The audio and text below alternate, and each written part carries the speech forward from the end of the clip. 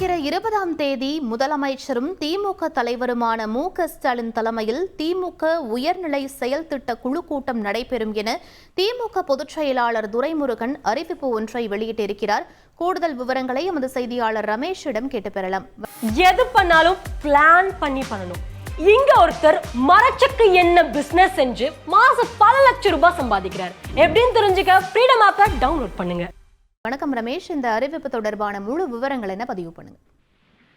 வணக்கம். திமுகவின் உயர்நிலை செயல்திட்ட குழு ஆலோசனை கூட்டம் நவம்பர் 20ஆம் தேதி காலை 10:30 மணிக்கு திமுக தலைவரும் முதலமைச்சருமான திரு மு.க.ஸ்டாலின் தலைமையில் நடைபெறும் என்று திமுக பொதுச் செயலாளர் துரைமுருகன் ஒரு அறிக்கை ஒன்றை வெளியிட்டிருக்கிறார். திமுகவை பொறுத்தவரைக்கும் திமுகவில் இந்த உயர்நிலை செயல்திட்ட குழுவின் ஆலோசனை கூட்டம் நடைபெறும் போது முக்கியத்துவம் வாய்ந்த விஷயங்கள் குறித்து ஆலோசிக்கப்படுவது வழக்கம். கடந்த காலங்களில் திமுகவின் உயர்நிலை செயல்திட்ட குழு கூட்டம் நடைபெற்ற போதெல்லாம் கட்சியில் மிக முக்கியமான ஒரு ஆலோசனையை அந்த கூட்டத்தில் விவாதிப்பார்கள். அதன் அடிப்படையில் பார்க்கும்போது இந்த ஆலோசனை கூட்டம் ஒரு முக்கியத்துவம் வாய்ந்த ஒன்றாகவே பார்க்க வேண்டியிருக்கிறது. கடந்த காலங்களில் முன்னாள் முதலமைச்சர் கருணாநிதியின் 100ஆண்டு விழாவை கொண்டாடுவது, அதே போல கட்சியில் செய்ய வேண்டிய மாற்றங்கள், வளர்ச்சிப் பணிகள் குறித்தெல்லாம் இந்த உயர்நிலை செயல்திட்ட குழுதான் ஆலோசித்து முடிவெடுத்திருக்கிறது.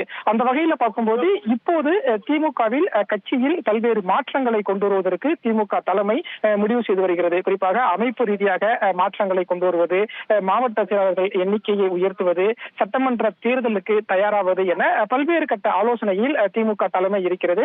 அந்த வகையில தான் இந்த திமுகவின் உயர்நிலை செயல்திட்ட குழுவின் ஆலோசனை கூட்டம் என்பதும் இப்போது முக்கியமான ஒன்றாக பார்க்க வேண்டியிருக்கிறது.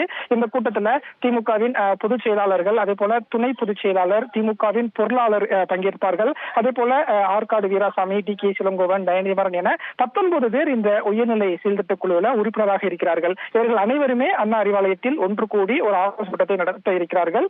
இந்த ஆலோசனை கூட்டத்தில் தான் 2026 சட்டமன்ற தேர்தலுக்கு தயாராகும் விதமாக என்னென்ன பணிகளை முன்னெடுக்க வேண்டும் என்பது குறித்த ஒரு ஆலோசனை இருக்கும் என்று சொல்லப்பட்டிருக்கிறது. ஏற்கனவே திமுகவில் மாவட்ட செயலாளர்கள் எண்ணிக்கையை 100க்கும் அதிகமாக மாற்றுவதற்கு திமுக தலைமை ஆலோசித்து வருவதெல்லாம் ஒரு தகவல் சொல்லப்படுகிறது.